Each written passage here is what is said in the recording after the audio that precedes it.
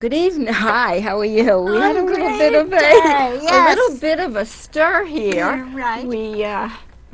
We had the wrong channel on and I had to jump up and fix it. So good evening and welcome to Coach World TV. My name is Terry Yoffe, and tonight as my guest I have Phyllis Weiss Haserot, and Phyllis is president and founder of Practice Development Council. Did I say it right? You did. You said it Great. right. So, Phyllis, tell us what Practice Development Council is and what you do with your company. Okay, I'll be happy to do that. So, Practice Development Council actually means marketing advice, and that's how I started over 20 years Okay, ago. good. Okay, so it's Council, Counsel. Right. Right, and so it was focused on business development and marketing for professional service firms. And early on, I realized that why organizations aren't more effective than they are is because of how people interact or don't with each other, often don't. Yes. So I got involved in organizational effectiveness, conflict resolution. There's this evolution from one thing to another. And started doing next generation programs because I realized that the younger people weren't getting the attention that they needed. Senior people were too busy. And so that got into generational stuff. And I decided that I am very passionate about helping organizations solve these sort of sticky, sensitive, intergenerational challenges. It's really a fascinating thing to me. So, tell us a little bit about this intergenerational challenges. I mean, cross generation. Everybody hears it, and they can always say, "Oh, I'm in this generation."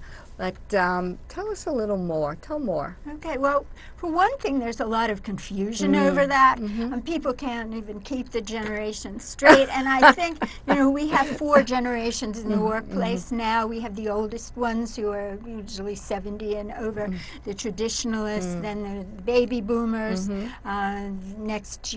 Younger is Generation X, and then Generation Y or Right. millennials. Right. Also have a lot of other names Right. that I love. Echo boomers, especially. I love Generation Y, WHY, for all the questions that they asked. And That's the great. newest one that I've heard is the hesitation generation, for kind of wanting all these options and not wanting to settle down to anything, and kind of adding more into their toolbox and to make sure there are things they can do, and putting off a lot of the things that we think are what adult life is like. So for instance, meaning, on yeah, the Gen Ys? when you say put off, or they're not in such a hurry to get to the fast track, or I think actually it's a very ambitious generation in general. So many people think they're in too much of a hurry, but look at the economy that they walked into. for sure. I mean, some of them started when things were still all right. But there are people who are having trouble getting jobs or Yes. not getting the jobs Yes. that they wanted. But this, Generation X, in many ways, had it worse. The older part, anyway, because they came out of school in the early 80s, when that was the worst recession before Right. this current one. And they also had less support from parents, teachers, coaches, mentors, Coaches. all of those, Right. those Exactly. things. And so they developed a different kind of mentality. There's actually much more difference between Generation X and Y than there is between the boomers and Generation Y, the millennials. So when we talk about each of these generations, can you give us an age so that people that might not know Gen Y, Gen X, Okay. what ages are we talking All right. about? Well, as of today, or I can give you years. And so, that progresses. As I said, I think the traditionalists are you know, 70s and above, or Okay. you know, late 60s, some of Uh-huh. them.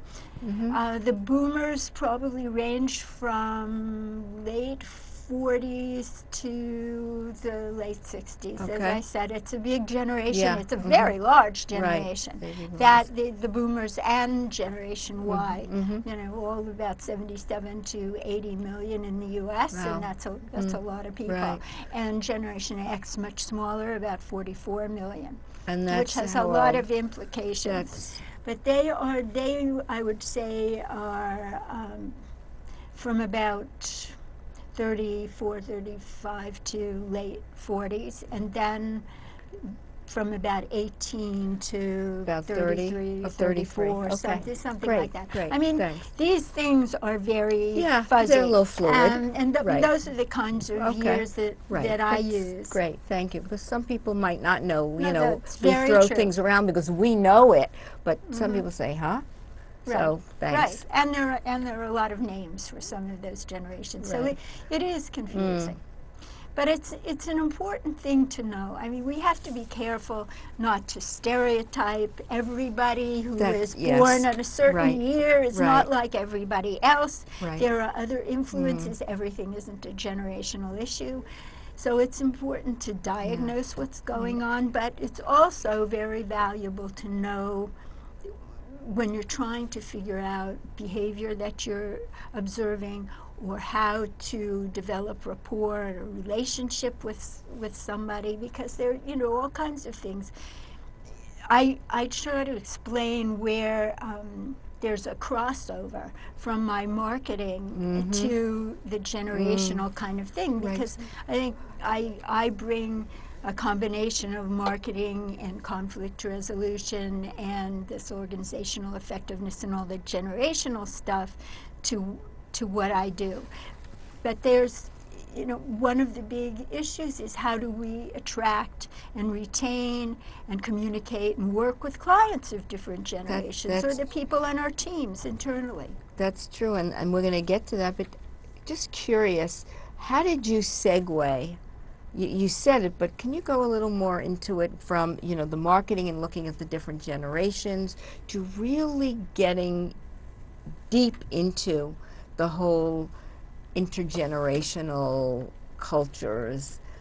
Was there something, or was it just a natural progression for you? Yeah, I think for me it really was more of an evolution than an epiphany, although if it was an epiphany it would be a much more dramatic story to tell. I wish I had that, you know. But no, it was an evolution. I'm one of these people who see patterns out there before other people see them, or that they don't see. And as I was doing one thing, I was noticing other things. And I revolve around people. That's what interests me. And I realized that I strongly identified with three generations in the workplace. I mean, I am a boomer by birth here, but I relate strongly, not only relate strongly, but identify with a lot of the worldviews, the point of view, the values of of the X and Y generations. And as I realized this in my work, in my marketing work, and as I said, organizational effectiveness kind of thing, I just got drawn to it, started reading things, started observing things, noticed that I had a lot of friends who were in their 20s, and that they related well to me. So, Yeah. So what I guess we're hearing a little bit of is that even though you are birthed in, let's say, baby boomer or whatever, the later, it's possible to also have traits of the Gen Y and the Gen X, traits in your thinking. Because there are some that, you know, are in a generation and they're like that, very, very narrow. They don't open up their lenses. And my hunch is that people that have the ability to really understand the different generations probably have a better shot in the workplace than those that are coming at it like that and can't see. They have blinders on and can't see the value that other generations. I think in the baby boomers, we were brought up to work ethic and all of that. And then when you look at the Gen Ys, it's been said, I'm not saying I'm saying it, that that's the entitlement, or they've got a very, their work ethic isn't that great. But, that's not a whole generation. Right. I've said this before, I don't like using the entitled word because I Right, think I know that. Generation X, when they came into the workplace, were told that they were entitled as well. And I think that the more senior people think they're entitled to be paid as much in a lousy year as they are in their best year, and so I could call that entitlement too. So let's just Good stop point. pointing those fingers. I did it Get rid purposely of, just for you I because know. I know how much, but Yes. it's been said. Oh, it is said. Right, yeah. It I'm is just said, parroting. but what I'm saying is, you I don't agree. the pot Yeah. calling the kettle black or whatever that expression is. They exhibit entitled behaviors in different ways, but you can still say that. So I love your point. I really do. The point you just made I have never about. had anybody respond to me when I say that. Nobody has had a retort, It's like, oh, okay. Yeah, Well, I don't that know how to hits answer home. that. That hits home. Absolutely. Yeah. So I know that this is a tremendous passion of yours, and I've known Phyllis for quite a while, and I have been in seminars where she has spoken, and not only is she passionate about it, and I guess because she's passionate about it, she's so knowledgeable about this whole arena. So let's talk about, which I think we wanted to do, the challenges in business, Okay. if that's where Oh, we want to go. absolutely. And I think before we get into what are the challenges, if there are a lot of them, what are the most prevalent ones? Right, One please. thing that I like to do is make the business case for why businesses should pay attention to this. Okay? I mean, Absolutely. there are a lot of reasons that I love working in this area. There's a lot of funny stories, and everybody seems to relate in some way because personally, if not professionally, they've come across, when they saw that there were generational differences. And there were a lot of similarities too. But it really is a serious business matter that affects profitability. And so, just a couple of examples. Please. I mentioned before that businesses and individuals have to acquire and retain and communicate with and work with clients or customers of different generations. And That's then true. internally with their own work teams. I love facilitating dialogues within those work teams because you can have some change happen there. Right. Right? Another very, very important thing that you hear people talking about is knowledge transfer. What happens when all those baby boomers and the traditionalists, or a lot of them have gone already, but they have all this institutional knowledge, they have professional expertise, or how to, run machines, whatever it might be. And they have the customer and client contact, and they know vendors and all of this. What if they don't pass that on?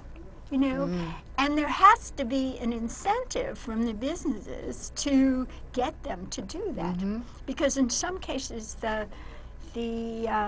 compensation systems are that once you give that all away, you have no value, so goodbye, we don't need you anymore. Exactly. And that causes a lot of conflict, and it's one of the things that we're seeing with the Gen Xers who really want to move into the baby boomers' shoes. They're waiting and waiting. When are we going to be in charge? The Prince Charles syndrome.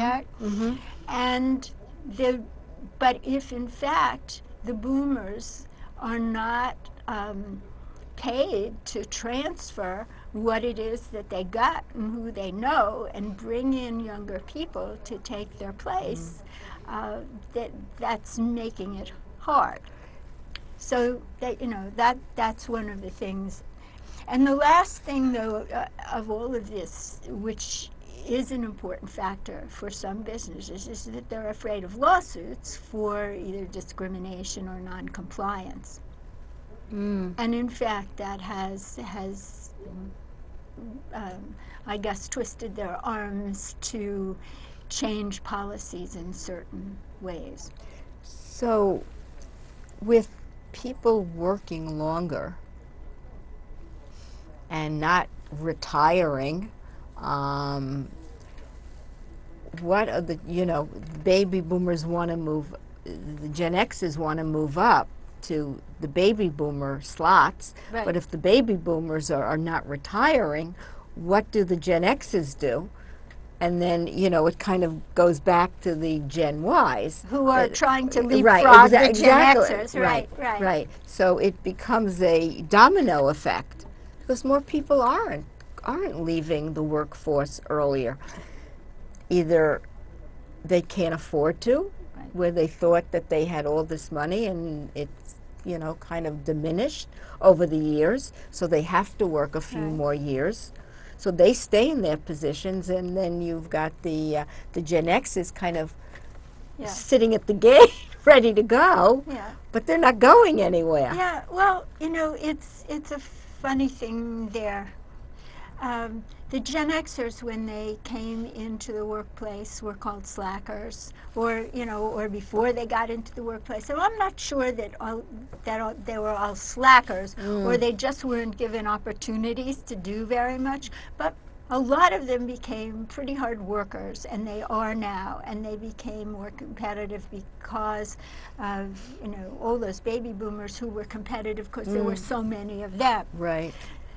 But there's a feeling before we had this very serious recession that we wouldn't have enough people and we wouldn't have enough Xers to take over for the boomers when they were, because eventually they're going to go, because the numbers were, well, it's a little more than half, but Right. it's so much smaller generation.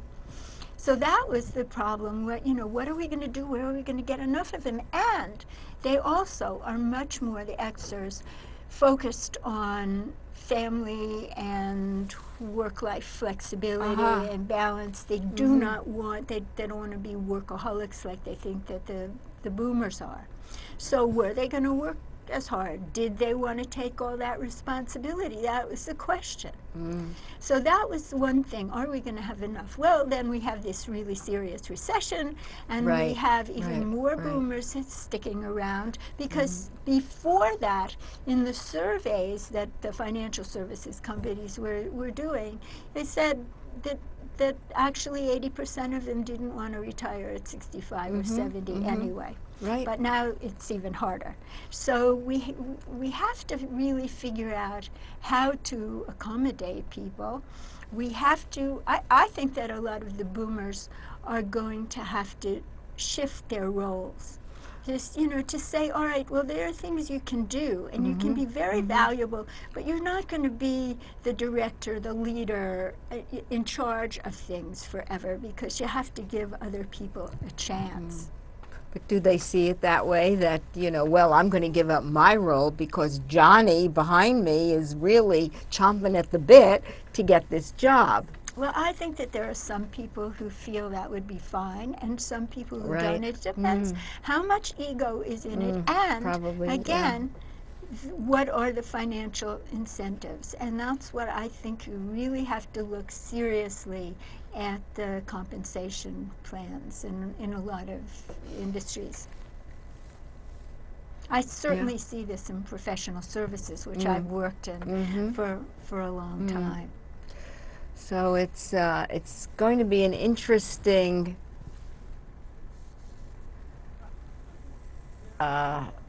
challenge, and interesting to observe Right. what starts to take place. Yeah.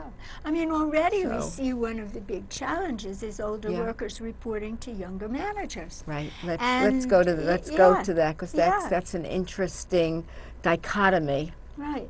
I've done some webinars on that and written about it a lot. And it has happened because they are around, and, these changes are going to happen. Right. Right? Right. And even in some, depending who the clients or customers are, in certain industries, they're younger. And so, in fact, you're better off having somebody 35 or 40 or 45 rather than 60 or 65 as the main relationship Right. partner, manager, whatever, if you will. So those things do change, and they have. I think people have to get used to that. One of the secrets is just to respect and try to, get to know people as individuals. Right. It's so here's my hunch. It's not easy for an older person who's been there, done that, worked hard, and now is reporting to a younger person. I'm not saying it can't be done, but I think it's I think not a natural progression. Maybe certainly more so today, but Yeah, it's a not easy. non-traditional kind of thing. It is, and I just wonder how the older person feels. It's perspective. If they live with it and go with the flow, I am imagining that they'll be fine. But if they resent it, then there's a problem. Right. Well, I think it's partially how it's presented to them. I mean, for some people, it'll never be easy anyway, but if in fact they're made to feel important and given right. something still challenging to do, and that is all respected, then I think that you can make that transition. And the younger people very often feel just as uncomfortable. Right. I was just going to get to that part of it. How does, just switching, the role a little bit, how does the younger person who now has to manage or direct or whatever the role is to an older person, that's also got to be a little uncomfortable Yeah. for them as to how am, I'm the boss, if you will, and how do I work with this person? Yeah. Well, some of it is how secure they are in themselves as a person, and again, how the older person reacts to them. I mean, if there are those people who will, in earshot, say, be talking about them as the kids. Well, that's just not a way to Right. be respected for, which is also to say that younger people shouldn't be calling them geezers. So, I mean, you think about this, and, it's like funny. I could never in my wildest dreams, probably even as a joke, do that. But I guess some people just are not thinking. But they have to have a certain amount of training or coaching about this. Some people to understand. Right, and there should be. Is the right thing. Because there's a lot to be learned on both sides of the fence. Of course. If that can be looked at, that the younger person can learn a heck of a lot from the older person who's knows the ropes, been around, the block more than once, and the older person can learn something about their generation and what's there. Yeah. And that's I think the key. I think perspective is so important, perspective and expectations. But we need to somehow have, and I'm really into cross-generational conversation. Yeah, I started a LinkedIn group by that name. I think we need a lot more of that conversation and dialogues, and to learn, how was the world before, and why do you think the way you think, and what richness can you bring to this, and also from the younger people to understand their world. So that, and the other thing is that I think we need to think about restructuring our work. I mean, we need to, that's true in many respects, but to think, what is it we want to accomplish? Because the younger people have certain skills more likely than the older ones that are very valuable today. They need that, you know. So in the digital world, for one thing, not only that, and the younger ones in general, these are generalizations, may not be so good at interpersonal relationships. They're not good at ambivalence and ambiguity. Ambiguity. All right. I mean, the education was so much stuffing facts into your head, data, you know, I don't know what facts are, but at least data, rather than more creative and critical thinking and not seeing things as black or white, because most of the time they're not. Well, I'm going to stop for a minute and tell you to please give your website, so if anyone wants to go and find out about you, read all the really rich information on the website. Yeah. There's a huge website, so literally over 250 pages. It's www, of course, pdcounsel.com, pdcounsel.com. There's also a blog that's Next Generation, Next Destination.